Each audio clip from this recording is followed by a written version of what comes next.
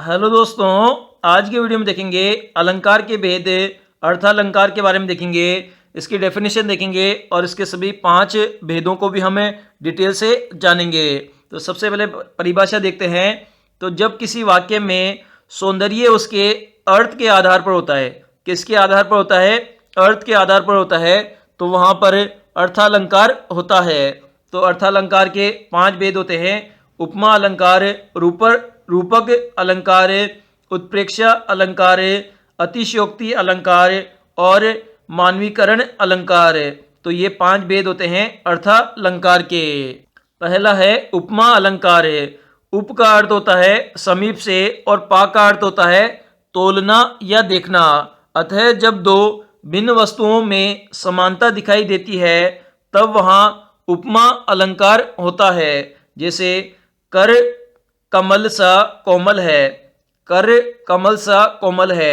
यहाँ पैरों को कमल के समान कोमल बताया गया है, अतः यहाँ पर उपमा अलंकार होगा। मतलब पैरों की तुलना किससे की जा रही है?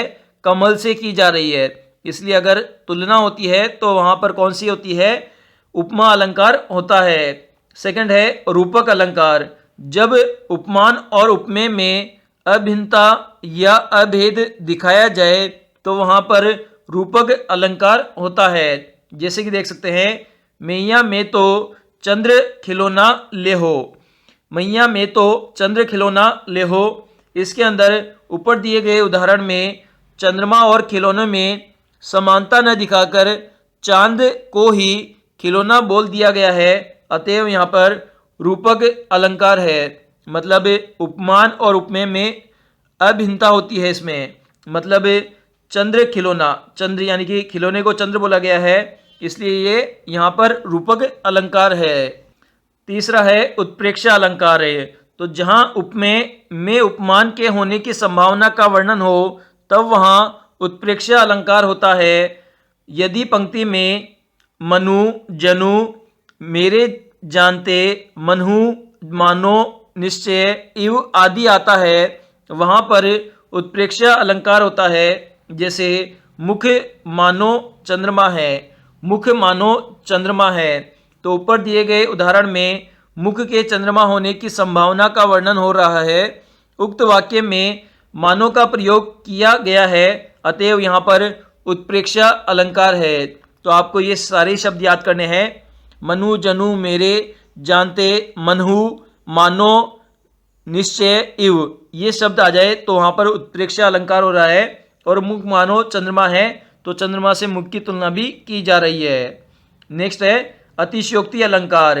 तो जब किसी बात का वर्णन बहुत बड़ा चढ़ाकर किया जाता है तब वहाँ अतिशयोक्ति अलंकार होता है।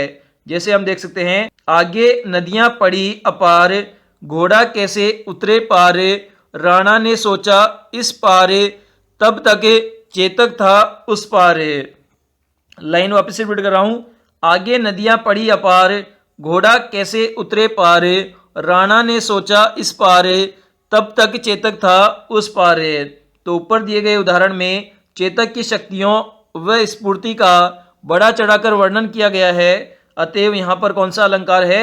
अतिशयोक्ति अलंकार है। मतलब किसी भी बात को बड़ा चढ़ाकर बताया जाए तो वहाँ पर अतिशयोक्ति अलंकार होता है। पांचवा है मानवीकरण अलंकार। तो जब प्रकृति की चीजों में मानवीय भावनाओं के होने का वर्णन हो तब वहाँ मानवीकरण अलंकार होता है।